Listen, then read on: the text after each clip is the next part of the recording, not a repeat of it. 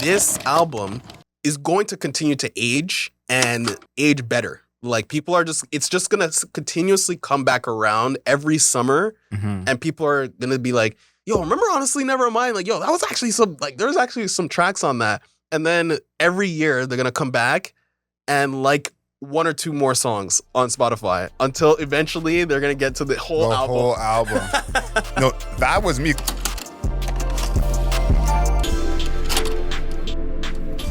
Welcome back, everybody. This is Soundbites, the part of the Album Mode podcast where we talk about the music, the culture, the internet, and sometimes the historical events that happen in hip-hop culture today. My name is Demar Grant, a.k.a. King Grant, a.k.a. Green Goblin. And I'm here with my esteemed co-host and co-creator, Adriel Smiley, a.k.a. AdrielSmiley.com, a.k.a. Mr. Smiley, a.k.a. The Godfather, a.k.a. Champion Scribe, so they say. Adriel, we're back, and it is the 3-year, I did 2 3s at the same time, the 3-year anniversary of Honestly Nevermind by Drake. An album that I would say at the beginning was misunderstood.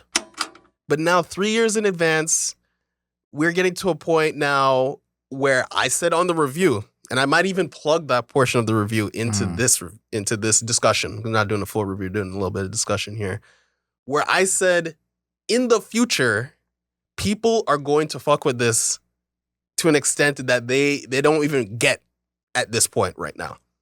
3 years into the future, I would like to say we have arrived at that point, I think.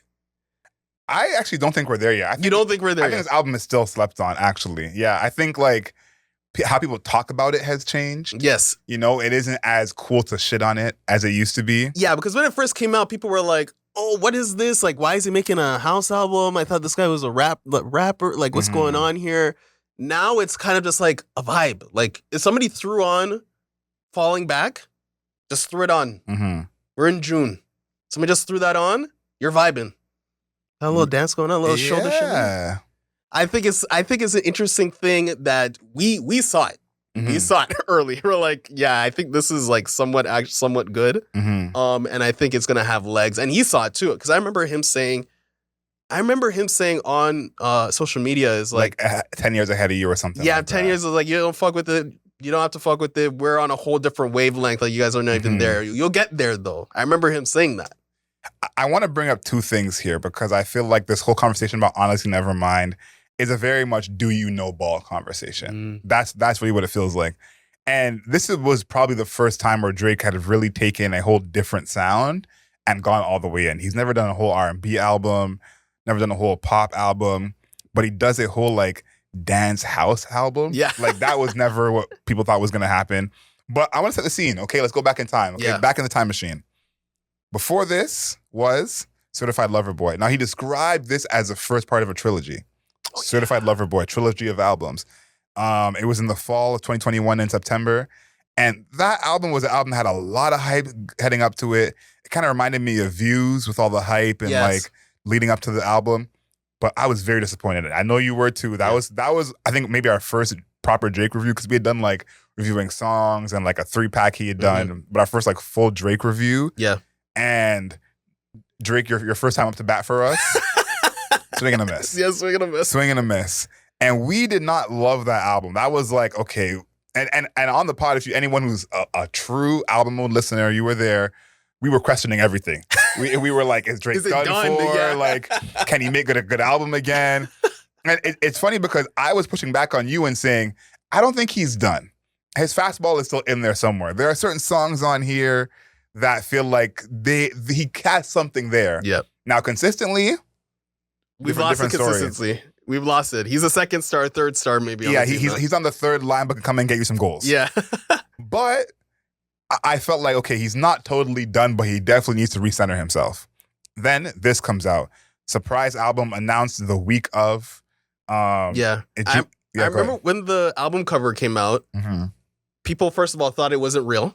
Yeah. And then they were also like, is it going to be a metal album? I remember there was even that question of like, it was going to be metal or something. Like, why is it so metallic? A lot of people thought hard hip hop. Yeah. Because this is a lot of like the aesthetic of the hip hop fashion of like it's gonna be hardcore rap. So people thought that as well. Hardcore regardless. Yeah. No matter what side you're on, it's gonna be hardcore. It was gonna be hardcore. Not hardcore at all. Not hardcore at all.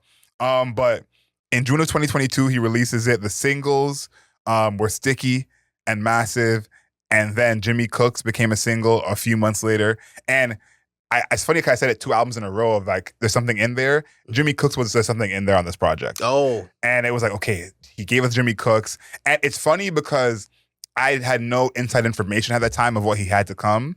Right. But I remember saying, this is a kind of an Easter egg of I'm still in there. Yes, I remember that. You know, this is house, this is dance music, but I am still in there, which, you know, crazy enough, Jimmy Cooks became his 11th #1 song. Yeah, stadium status, baby. Yeah, crazy. But that led into probably a lot of people's favorite album of the past decade from him, which is Her Loss. Yes, in 2022. And now that we're here, what do you think about that trilogy of albums? Because I think in reality he went 2 out of 3.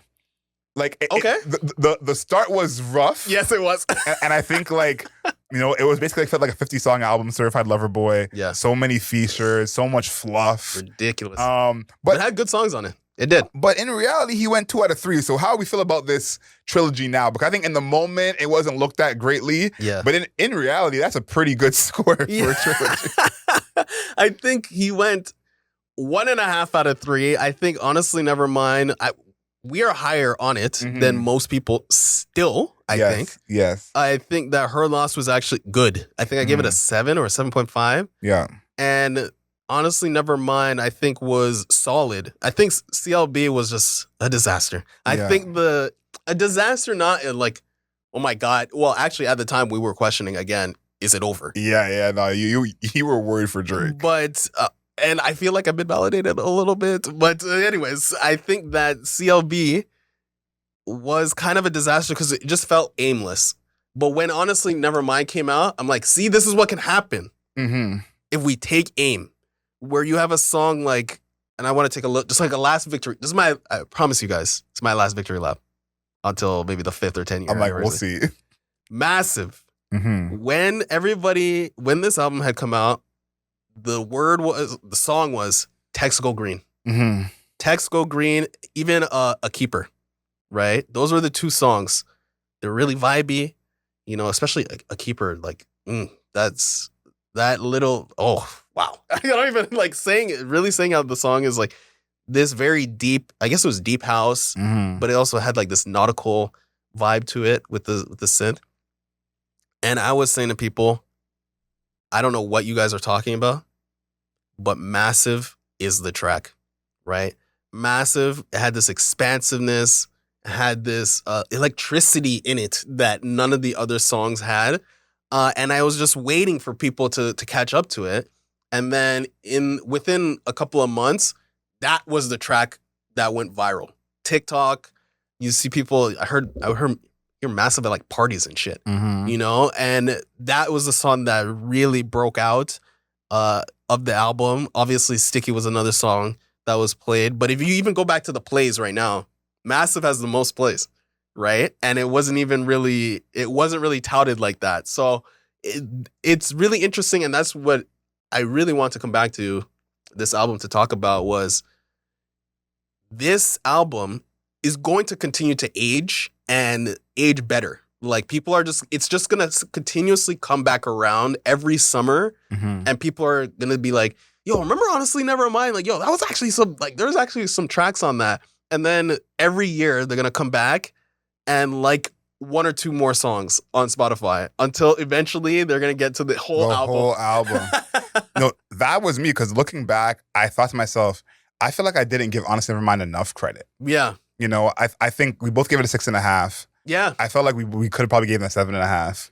Yeah. And I remember seeing that I gave CLB a 7. And You're was crazy. And I was like, I think I was just trying to defend Drake against Demar's hate. Like I felt like he needed someone. What did I give it a 4? I gave it a 4. Yeah, exactly. And I think what you said about this album aging is probably one of Drake's best albums in terms of how it's going to age. Yeah. And I think this is an album I thought of a lot during the beef last year, basically a year ago from where we're at now. Is that people talked about how Drake has all these different sounds and he does every genre. And it's almost like when people say LeBron could guard all five. It's like, sort of, yeah. technically, but this is the album I think of when you say Drake does all these genres, because this is not a genre that is included in all genres. This is still a niche kind of subgenre that sometimes makes its way into the mainstream. Mm-hmm. And this in North America. In North America. Yeah. But I would say in most countries, like the top songs are not always dance and house songs. Yeah. In a lot of countries. Like they have a big culture there, like we have in Toronto, but in terms of the top, like, streamed songs are not always dance and house songs. And for Drake to do this one well and like dive his way in and then make it Drake, I think that is a part that I've really come to appreciate more over the years. Is this is still Drake music? Yes, like it definitely is different than a lot of his hip hop stuff, but this is still Drake's version of this. So I think this album is definitely gonna age well. Is there like a new song from this that's like a new favorite song? I have one for me. It's Flights Booked. Oh, you stole mine. Okay, we're on the same page. I love that for us. Yeah, I think Flights Booked because I think the vocals at the beginning, I can't remember who did the vocals at the beginning, but the vocals at the beginning are just like a great table setter for the rest of the song. It's a vibe. Yeah, and I just think that and what was another song? Falling Back. Mm-hmm. I would say Falling Back. If you can have Flights Booked, and I'll take Falling Back because Falling Back is just, it immediately gets your body moving. Like just immediately. You just hear it like that dun dun dun dun dun dun dun, and your body literally starts to mimic that synth pattern. So I think that that pattern. So I think that Falling Back has become one of my favorites. Also, there's a little bit of a TikTok wave to that underneath it. Sometimes they'll do like, either most watched players or like favorite X or favorite Y or something like that. And that is kind of just like an undercurrent to TikTok fandom right now. So I like that song a lot. I think that Drake's singing could be better. I think that's the one flaw, is that Drake's singing is probably the weakest part of the album. And and I think that if he was a better singer, if he was just a sharper singer, I think this would have actually climbed rankings and people's ratings like pretty easily, actually. I think there's something to his singing on here. Like I think I said this at the time, is that it's a different version of this sound, because so much of the people who sing this and this kind of music are some of the better singers, period. Right. And so it's like, this is almost a different version of it where it's more easier to sing along to. Because it's not as, it's not as vocally challenged. Honestly, not as vocally challenged. So I think I actually like his singing on here. I don't think it's good. Yeah. But I think it fits the actual sound he's going for. So listen, I'm very excited to see what everyone thinks of this project now. We're 3 years past. Yeah, me too. Is it in the rotation? Like this? Where is it? Where does it rank? This is probably one of the better late stage Drake albums. Like we're in Lakers LeBron era of Drake right now. What is late stage, like post Scorpion? Yeah. Or are you including Scorpion in late stage? Maybe it's like after. Scorpion's probably the end to prime Drake. So everything after Scorpion, I would say, is like Lakers LeBron. I would say this is up there. This is up there. This is probably the best one in the late stage. That or I think Her Loss is still the best one to me in the late stage. I think I might like this better than Her Loss. This is up there with Her Loss to me. Her Loss just has more range than this. This is like, again, all one sound, which he's never done before. Right. But that's something that I appreciate, me personally. And this is something that I've been asking for Drake. With his music for a long time. You've specifically. I'm just like, find one thing and do that one thing once. Just do it one album. Just do it one time. And he did that. And we got songs that we never even thought we would even fucking get from him. Yeah, we didn't think so. So honestly, very impressed. When we do get to ranking albums, I can't wait to see where this goes in the whole Drake pantheon. Yeah. But I think this is, part of something I said before we started of Drake actually is the Michael Jackson of this era. Ooh. And the worst part about it is that he figured it out before we did. If we had crowned him as that before he crowned himself, right? I think it takes a whole different tone. But an album like this is what I think of. where it's like, what other artist in any genre, let alone hip hop, like dives into another genre this deep and makes something this good, this deep? Yeah. You know, how many can do that? And the person I always think of is Post Malone, who we didn't like his country album. A lot of people love it. I know, I see y'all love it. Shout out to you. But we saw him dive into another genre a couple times, actually, because the rock album before that wasn't good either. Yeah. and flop both times. It's like we haven't seen Drake dive into another genre and totally flop. Yeah. So I think this is, again, another feather in his cap. Yeah, this album, I mean, he's done lots of things that make him unlike any other rapper, but this album in particular, you can count it on one hand. Another artist in hip hop that can make an album like this. Literally one hand. Take it out of hip hop. That's the thing. I think this is the album where I was like, take this out of hip hop. Like, we just reviewed Little Sim's album. Yeah. And what she did. When it's like, what she did was basically something we haven't seen. Yeah. This is the same thing. Like, what in other genres? When do we see an artist? Yeah, just jump to a different one completely. I'm trying to think, maybe like the Beastie Boys. And that's a pull. That's a deep pull. Even that is like, they had those elements in the music before. Yeah. You know, this is like MGK? MGK would be a good example. But I think MGK probably is the best example in the modern era. But I think it's not just the, like, I'm trying one house song. Like, this whole album is house. And it's still my genre, my personal genre of music. So big shout out to him. I want to know what everyone thinks, man. Me too. In the comments, let us know, please. Yeah, we're if you were gonna re-rate it, what would you rate it? Because I think it's probably an 8 if I re-rate it. Yeah? Yeah. I really like this album. Like, now, especially, like, it's what's hard for me to do now, this is kind of how I know I like it, is if one song plays, whether in a playlist or I like think to play it, it's hard for me to not go to the whole album. Okay. Like, I have to be like, remember where you were headed. Don't lose track of where you were going before you played this song. So now that's what I have, is like, if I play one song from it, I'm like, do I want to hear the whole album now? No, Angel, it's okay. It's okay. Yeah. It's okay. I think I would probably re-rate it maybe a 7.5 or an 8 for real. Yeah. I think, its ability to you can play it all the way through is pretty crazy.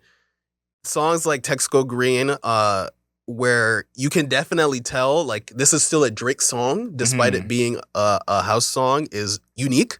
Yeah. Because you're like, this is a Drake song, and the Drake song's home is R&B/hip hop. Yeah. But to make that jump to house and be like, oh yeah, this is still, like, I could tell it's still a Drake song. Yeah. He's making fucking electronic music. That's a huge jump. Because this to maintain your identity. This album still passes the Drive at Night test. That's like Drake's, music. I was always for that. This album passes that. Yeah. So, yeah. And I think we even called it then. I was like, this is a no skips. And I think it's still, this is more easily a no skips than ever. So, yeah, I think it would be a 7 point. I'm going to say 7.5. I don't know if I can get there on 8, but it's definitely a 7.5. I'm just like, I just wanted to talk about it again because I think this album in particular, because of how unique it is just notable for Drake just in general. But when we were reviewing it, I was like, this is going to age well. Like, I think over time, you're just going to come back every summer. You're just going to like an extra song, an extra 2 songs on in the album, and you're going to have an extra song in your playlist. Eventually, we're going to be 5 years from now, 10 years from now, and everybody's Spotify, like the likes, is going to have a check mark next to every single song. So I'm convinced that this is going to be one of those albums that people are just going to be talking about, referencing in the future more and more. And we're just at the beginning of it, 3 years from its release. So thank you, everybody, for tuning in to Album Mode, the sound bites portion of Album Mode. We're talking about the music, culture, the internet, and the historical events that happen in the music culture today. I want to see everybody in the comments saying how they feel about, honestly, Nevermind now versus 3 years ago. Because that is something that I'm super, super curious about. Yeah, I need to know that. I hope we're not alone. Like, I hope we're not alone. No, I don't think so. And everyone's like, no, still hate it. Yeah, I don't think so.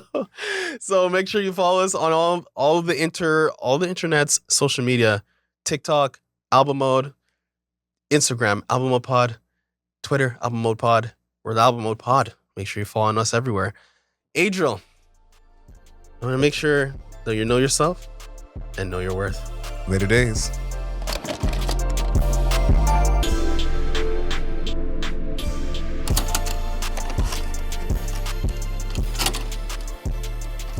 Drake is still Drake, you know? It's like, Drake I was talking to my little brother the other day, and I'm like, Drake actually is Michael Jackson, and the only problem is that he noticed it before all of us did. That is the only issue, is that he noticed it before all of us did. Because you want other people to tell you that. No, because here's the thing.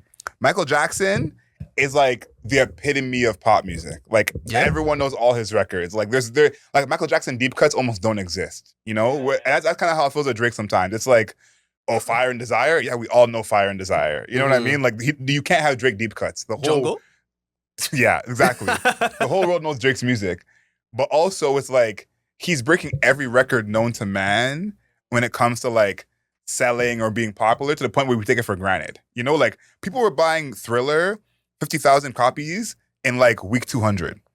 That's when people were buying CDs. Yeah. But we take that as, like, oh, that's whatever. It's like, the longevity is insane. So Drake being like having the most diamond records, most streamed of all time, it's like we go the stats. It's like he's competing with fucking like everyone and winning, you know, and we take it for granted. But the main thing that makes him Michael is that if someone tells you they're a big Michael Jackson fan now, they don't get any points for that. Mm-hmm. You know, it's like, yeah, you like Michael, like that. Yeah, that's like Drake. Like someone tell you they're a huge Drake fan, you're not giving them any extra points, like you know ball. Chris, are you recording? Yes. Okay, great. Yeah, great. I want that down again. It's like write that down. Yeah, but I agreed though. It's like if you say you like Drake, like no one gives you any points. But I thought of it because I asked my brother who the GOAT is, or who his favorite person is, and he said Drake for both answers.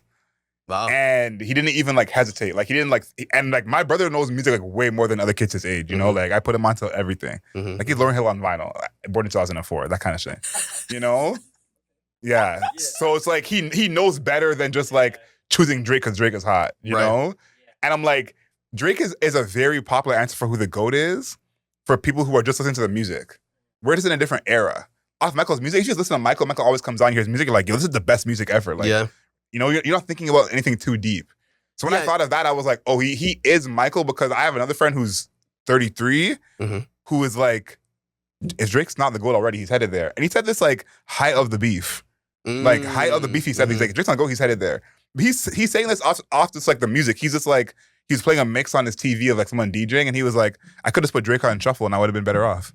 Wow. Yeah, I think that the thing with Drake is that it's weird because at the beginning, if you listen to Drake, that was weird. Right? Like, it was like, oh, why are you listening to like this crybaby emo stuff? Like, what's going on with this? These sings and he raps is not very hard. And then over time, he became so ubiquitous that if you said Drake was your favorite artist, you're like, oh, that's so weird. Why would you say that instead of like real hip hop or something like that? Now you say Drake's your favorite artist is like, why would you say that? Shouldn't you be a fan of real hip hop or some shit? He almost like he had this like horseshoe effect, where it was so weird that it wasn't real hip hop. And then it got to a point where the things that he was doing was so ubiquitous, they were like, I guess it's still hip hop. You know what I mean? So I think that his overall career is definitely like a textbook type of thing. Like you got to figure like that. You need to write it down and figure out what the hell is going on. He's going to be like in the history books, like studied for a long time, because it's like he is essentially the biggest artist ever. In reality, like at this point, no one ever thought the biggest artist ever like this ever in history.